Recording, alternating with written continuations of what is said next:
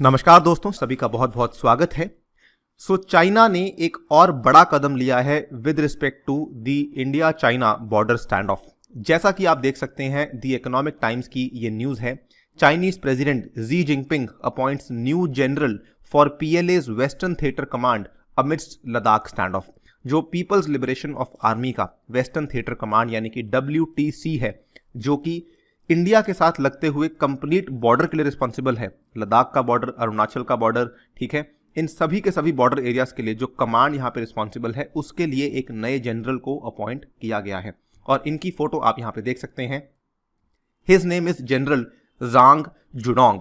यहाँ पर इनकी अपॉइंटमेंट को लेके भारत में जो एक्सपर्ट्स हैं, विशेषज्ञ हैं, वो दो तरह के व्यू पॉइंट्स लेकर सामने आए हैं। कुछ लोग ये बोल रहे हैं कि ये केवल एक रूटीन मैटर है और भारत को इसको लेके कोई भी चिंता नहीं होनी चाहिए, लेकिन कुछ एक्सपर्ट्स ये बोल रहे हैं कि ऐसा नहीं है, बिकॉज उनके अकॉर्डिंग जो ये नए जनरल हैं जी जिनपिंग के बहुत ही खास हैं, उनके बहुत ही नज़दीक हैं, उनके इनर सर्कल में फॉल करते हैं। इसीलिए इनकी अपॉइंटमेंट कुड मीन कि अब जो हमारा स्टैंड ऑफ है वो और भी ज़्यादा इंटेंस होने वाला है। तो सबसे पहले तो हम जो दोनों व्यू पॉइंट्स हैं इनको समझेंगे, किस आधार पे ये कहा जा रहा है उसको समझेंगे, और ऑल्सो जो इनके पहले जनरल थे जब ये स्टैंड ऑफ शुरू हुआ था इंडिया चाइना का, जो जनरल राव थे, उनके बारे में भी हम एक दो पॉइंट्स डिस्कस करेंगे। Right, so before we begin, सबसे पहले हम बात कर लेते हैं कि जो एग्जिस्टिंग जनरल थे जिनको कि अभी हटाया गया है, उनका नाम क्या है और उनका यहाँ पर किस तरीके से उन्होंने काम किया। तो अबाउट जनरल जाओ, जो जनरल जाओ है ये WTC के कमांडर हैं सिंस 2016। मैं आपको वेस्टर्न थिएटर कमांड का जो पूरा मैप है उसको आगे जाके दिखाऊंगा, लेकिन फिलहाल आप ये समझ लीजिए कि 2016 में उस समय भी चाइना के प्रेसिडेंट जी जिनपिंग ही थे। जब से WTC को स्थापित किया गया है तब से लेकर आज तक 4 साल हो चुके हैं और जनरल जाओ ही यहाँ पे कमांडर हैं।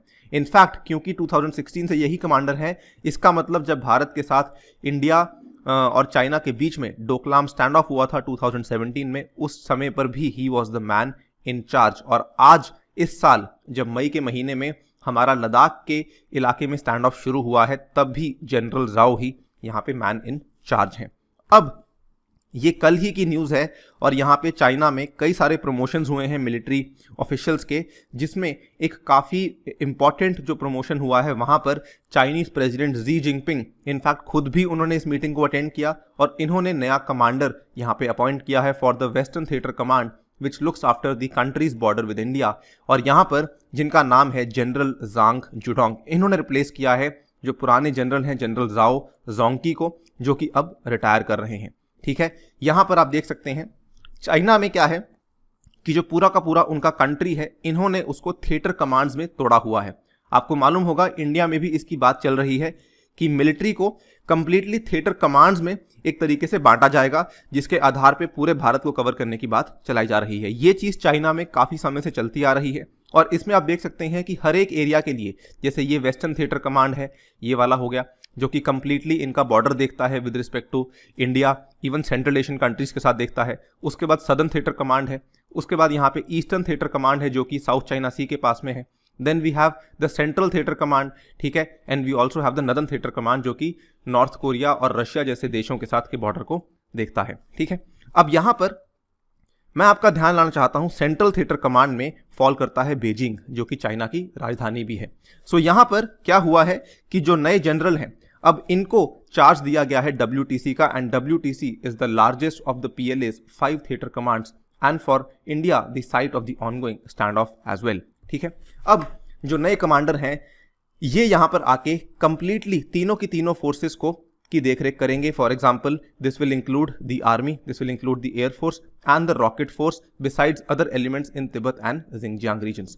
सो क्योंकि ये थिएटर कमांड के हेड होंगे, सो थिएटर कमांड में ऐसा नहीं होता कि तीनों के तीनों कंपोनेंट्स अलग अलग काम करते हैं। इसमें सभी कंपोनेंट्स साथ में काम करते हैं, फिर भले वो वायु सेना हो, भले वो आपकी नॉर्मल ग्राउंड सेना हो, ठीक है, वो सभी लोग मिल करके काम करते हैं। उनके हेड यहाँ पे बनने वाले हैं जनरल जैंग।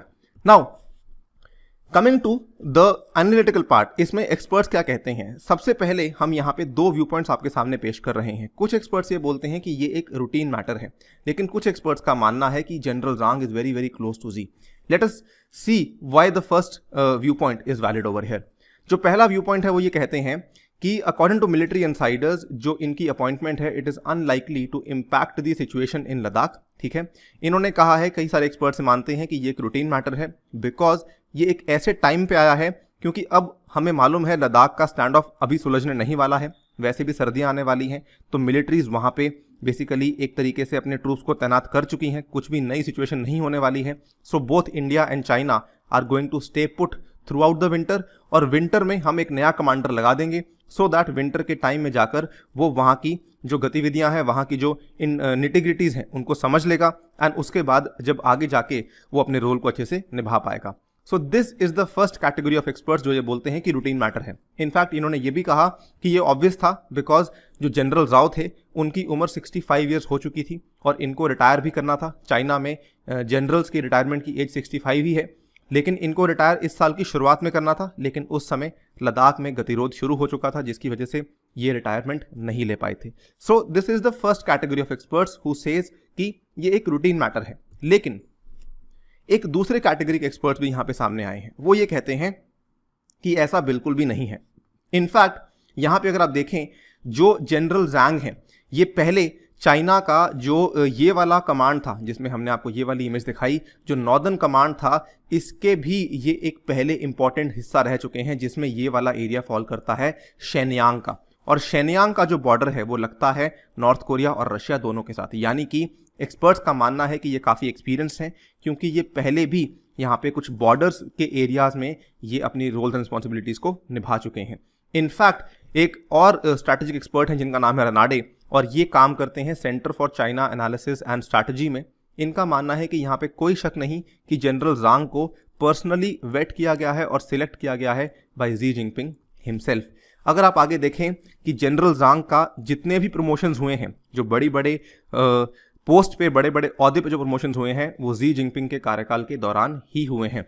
सबसे इंपॉर्टेंट, जुडोंग earned his promotions during Xi Jinping's tenure as vice chairman and subsequently chairman of the CMC। CMC क्या है? CMC है central military commission. Central military commission ये जो चाइना का सेंट्रल थिएटर कमांड है, जहां पे बीजिंग की सुरक्षा के लिए जो थिएटर कमांड बनाया गया है वहीं पे सेंट्रल मिलिट्री कमीशन काम करता है। इसीलिए ये इंपॉर्टेंट है कि जी जिनपिंग ने इनको प्रमोट किया अपने कार्यकाल में, और सेंट्रल मिलिट्री कमीशन के हेड भी जी जिनपिंग खुद हैं। यानी कि यहाँ पे ये चीज़ सामने सामने दर्शाई जाती है कि ये दोनों आपस में काफ़ी नज़दीक हैं। इनको प्रमोट किया गया, इनको सपोर्ट किया गया है by Xi Jinping himself. In fact अगर आप देखें ज़ैंग के करियर को अभी तक काफ़ी बड़ा सीक्रेट रखा गया था। ठीक है, ग्लोबल मीडिया को ज़ैंग जुडोंग के बारे में ज़्यादा नहीं मालूम। ठीक है, किस तरीके से यहाँ पर इनके क्या क्या काम करते हैं, क्या क्या रिस्पॉन्सिबिलिटीज़ हैं, इसके बारे में ग्लोबल मीडिया को भी ज़्यादा जानकारी नहीं है। इसका मतलब अगेन कि there was something in the planning जो कि अभी तक शायद चाइना ने किसी को नहीं बताया है। So this is the second view point जो कि यहाँ पे सामने आया है। और इनफैक्ट अगर आप मुझसे पूछें तो मैं समझता हूँ कि शायद सेकेंड व्यू पॉइंट काफ़ी ज़्यादा इंपॉर्टेंट है, क्योंकि अगर आप देखें लगभग 1.5 महीना पहले जो इंडिया और चाइना के बीच में 8th round of military talks हुआ था, वो हुआ था 6 या 7 नवंबर के आसपास, और उस 8th round of military talks में भी कोई भी यहाँ पे फैसला नहीं हो पाया, कोई भी ब्रेक थ्रू नहीं आया था। किसी ने ये डिसाइड नहीं किया कि किस तरीके से काम करना है। चाइना ने जो शर्तें इंडिया के सामने रखी, इंडिया ने उनका साफ साफ इनकार कर दिया। उसके जस्ट बाद 7 नवंबर के बाद 10 नवंबर को ये चीज़ डिसाइड की गई कि इंडिया चाइना अब 9th round of talks hold करने वाले हैं। लेकिन 10 नवंबर के बाद आज 20-21 दिसंबर हो चुकी है, अभी तक भी ये डिसाइड नहीं किया गया है कि 9th राउंड ऑफ टॉक्स कब होने वाला है। जबकि इसी के बीच अगर आप देखें, ये जस्ट 2 दिन पहले की खबर है, इंडिया और चाइना के बीच में WMCC मीटिंग भी हुई, जो working mechanism for consultation and coordination जो बनाया गया है, इसकी मीटिंग भी हुई, और यहां पर भी कोई ब्रेक थ्रू नहीं हुआ है। And more importantly 9th round of talks की डेट भी अभी तक डिसाइड नहीं की गई है। सो ये क्लियरली दर्शाता है कि एक तरफ तो चाइना सुलह करने के लिए तैयार नहीं है, बातचीत करने के लिए तैयार नहीं है, और उसी के बीच में इन्होंने एक नया एक्सपीरियंस मिलिट्री कमांडर अपॉइंट कर दिया है to its western theatre command. In conclusion मैं यही कहना चाहूँगा, इंडिया शुड नॉट एक्सपेक्ट कि किसी भी तरह का जो तनाव है वो अभी कम होने वाला है, वो इनफैक्ट केवल बढ़ेगा ही जुडोंग के अपॉइंटमेंट के बाद। इसके अलावा आप क्या सोचते हैं? आप अपनी राय हमें दे सकते हैं कमेंट सेक्शन में। Thank you for listening, stay tuned and stay safe.